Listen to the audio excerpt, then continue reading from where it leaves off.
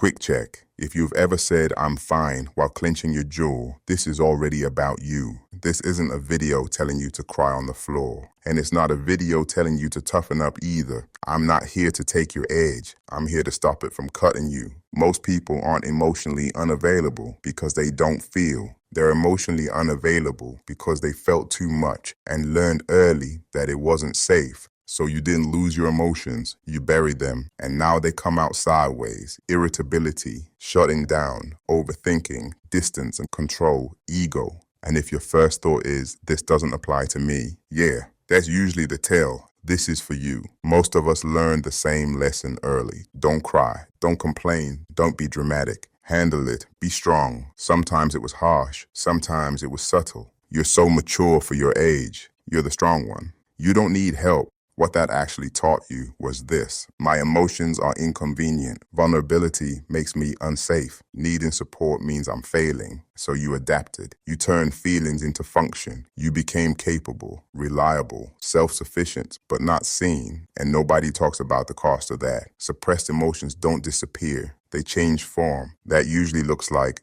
irritability instead of sadness, numbness instead of fear, control instead of vulnerability, ego instead of intimacy. Here's a real-life example. Someone comes home after a brutal day. They're overwhelmed, under pressure, quietly scared they're not doing enough. They don't say that. They snap, withdraw, go cold. Their partner feels shut out.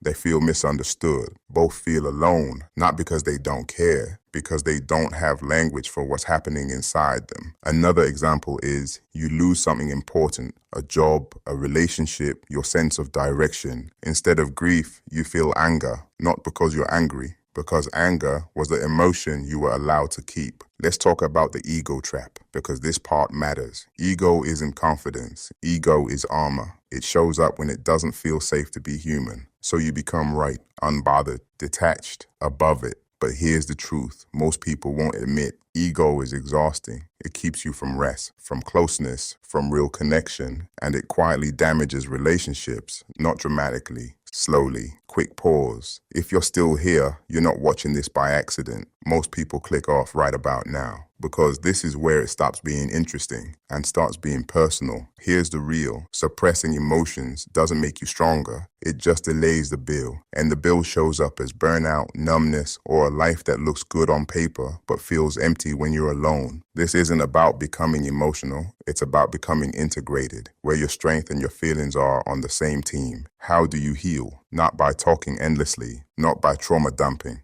but by building capacity. Number 1, name one feeling, just one. Most people jump from fine to over it. Start smaller. Ask, what am I feeling underneath the irritation? Pressure, fear, disappointment. You don't need perfect words. You need honesty. Number 2, move your body on purpose.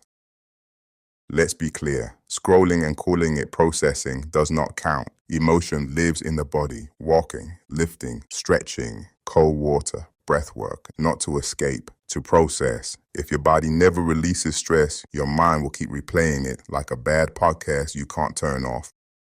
Number 3, speak without solutions.